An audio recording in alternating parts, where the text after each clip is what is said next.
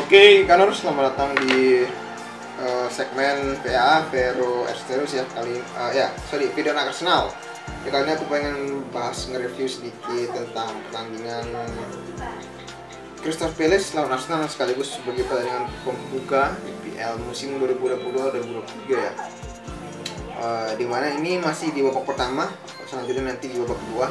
Ini aku buat di istirahat babak pertama ya di istirahat babak pertama, dimana di formasi yang diturunkan sesuai prediksiku ini 4-2-3-1 dengan back kirinya si Zinchenko, duet Saliba sama Gabriel, punya Ramsdale, back kanannya ternyata bukan Cedric tapi si Ben White, terus duet gelandang tengahnya yakni si Xhaka sama si Partey, terus tandang serangnya si Odegaard, terus trio lini depan itu Martinelli, terus siapa namanya si Gapsus sama si Saka. Nah di kali ini sejak menit pertama itu Arsenal tampil lebih menekan dan juga Crystal Palace seperti yang aku duga dia juga bakal bermain di awal-awal tuh lebih bermain lebih menyerang namun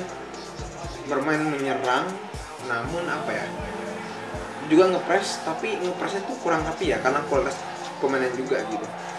Dan emang gak mudah menembus pertahanan Crystal yang main high pressing kayak gitu, counter pressing, high pressing kayak gitu.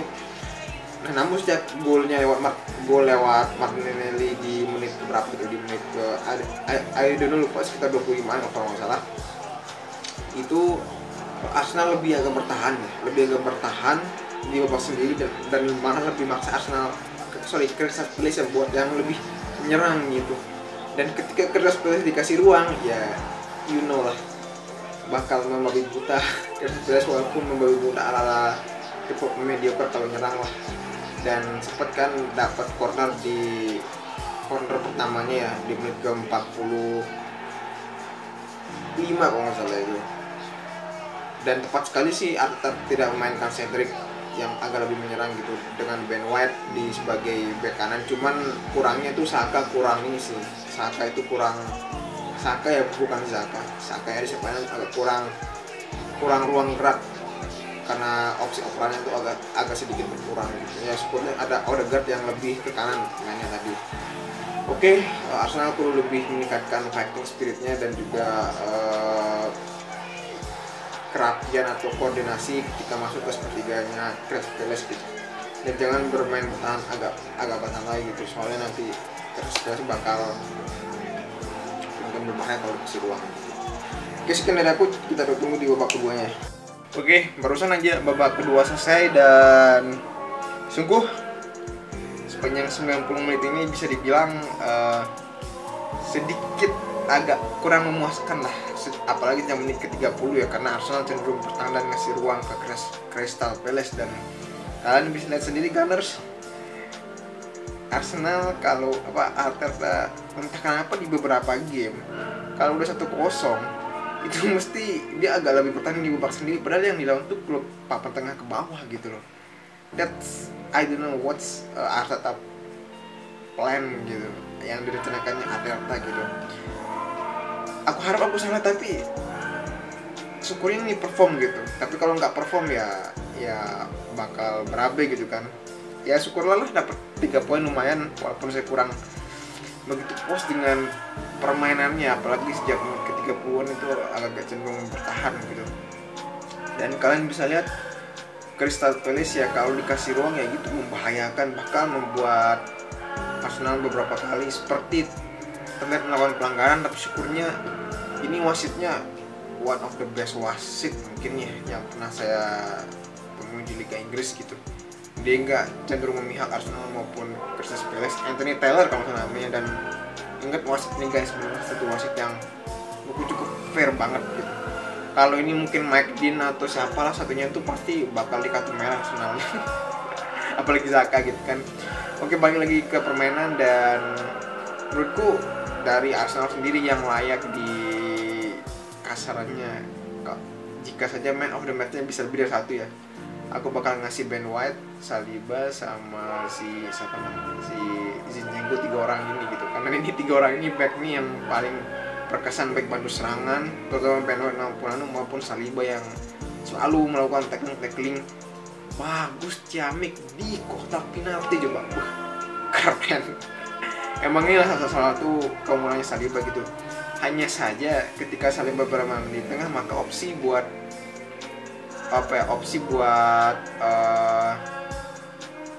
kalau kalian pernah dengar istilah ball playing defender atau defender yang juga bisa memainkan bola atau membangun serangan, tapi lebih ke membangun serangan yang long ball ataupun membangun serangan yang lebih maju ke back yang lebih maju ke depan lah, seperti yang biasa diperankan oleh Ben White. Kali ini tidak ada yang membangunkan itu. Oleh karena itu serangan terkesan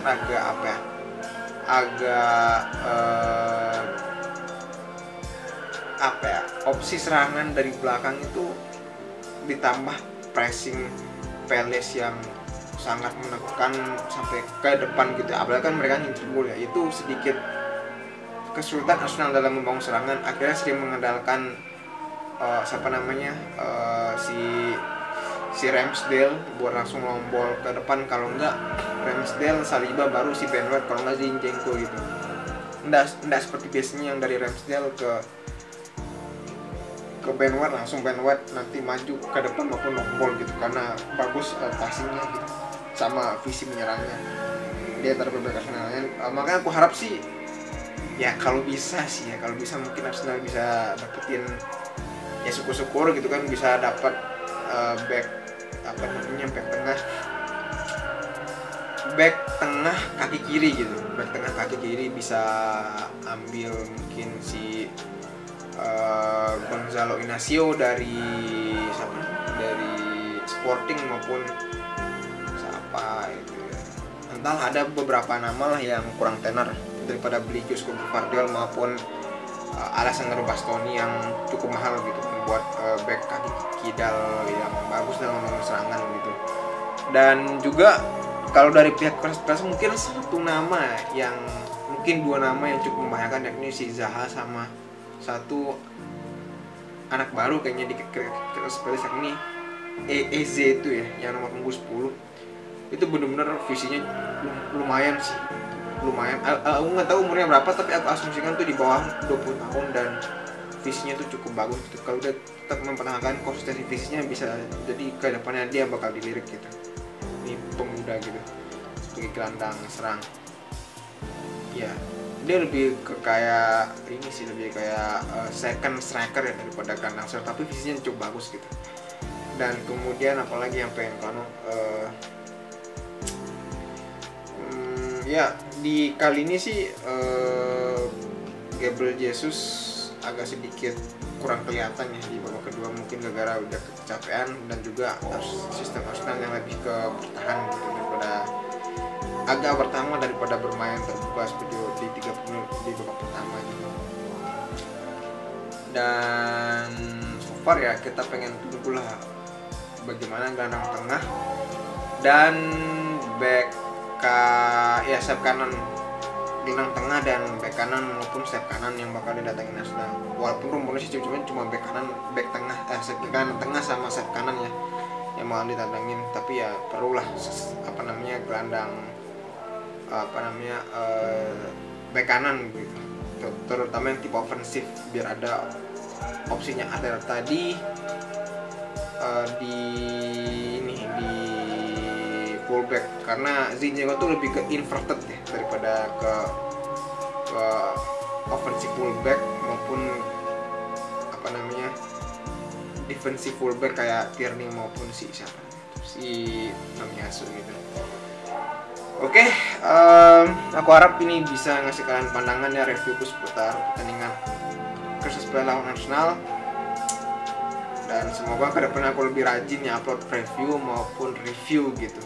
Setelah pertandingan maupun langsung buat review seperti ini gitu, biar lebih cepat ngedit maupun masukinnya gitu. Oke, sekian dari aku Vero.